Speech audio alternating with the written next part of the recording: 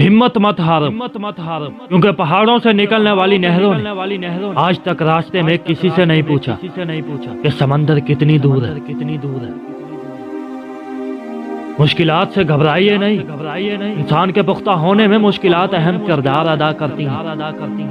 جن لوگوں کی زندگیوں میں آسانیاں ہی آسانیاں ہوتی ہیں، ان کی شخصیت میں جول رہ جاتی ہے اور وہ کمزور شخصیت کے مالک ہوتے ہیں۔ بالکل اسی طرح جیسے مٹی کو گوندھ کر اینٹ کی شکل دی جاتی ہے اور پھر اسے دھوپ پر سکھایا جاتا ہے۔ اب وہ اینٹ تو ہوتی ہے مگر کچی اور کمزور، اور جب اسی اینٹ کو بھٹی میں ڈال کر پکایا جاتا ہے تو وہی کمزور اینٹ تپ کر کندھن بن جاتی ہے اور خود بھی مضبوط ہو چکی ہوتی ہے اور اپنے ارد گرد کو بھی مضبوطی عطا کرتی ہے۔ مشکلات سے گھبرائیے نہیں، یہ تو صرف آپ کی کمزوریاں دور کرنے کے لیے آتی ہے۔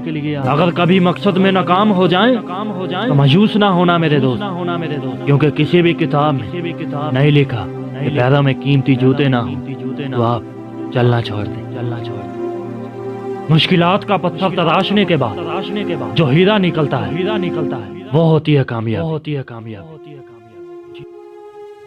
منزل سے آگے بڑھ کر منزل تلاش کر، مل جائے تجھ کو دریا تو سمندر تلاش کر۔ ہر شیشہ ٹوٹ جاتا ہے پتھر کی چوٹ سے، پتھر ہی ٹوٹ جائے وہ شیشہ تلاش کر۔ سجدوں سے تیرے کیا ہوا صدیاں گزر گئی، دنیا تیری بدل دے وہ سجدہ تلاش کر۔ زندگی کبھی کسی کو خوشیاں نہیں دیتی، خوشیاں بنانی پڑتی ہیں، زندگی کے سمندر سے نکالنی پڑتی ہیں۔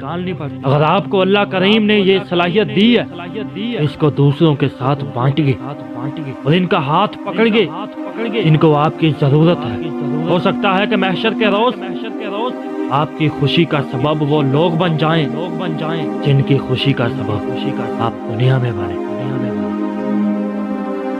سفر میں دھوپ تو ہوگی، چل سکو تو چلنا میرے یار، سبھی ہیں بھیڑ میں، تم بھی نکل سکو تو نکلنا میرے یار۔ کسی کے واسطے راہیں کہاں بدلتی ہیں، تم اپنے آپ کو خود ہی بدل سکو تو بدلنا میرے یار۔ یہاں کسی کو کوئی راستہ نہیں دیتا، مجھے گرا کر اگر تم سنبھل سکو تو سنبھلنا میرے یار۔ کہیں نہیں کوئی سورج، دھواں ہے فضائیں، خود اپنے آپ سے باہر نکل سکو تو چلو میرے یار۔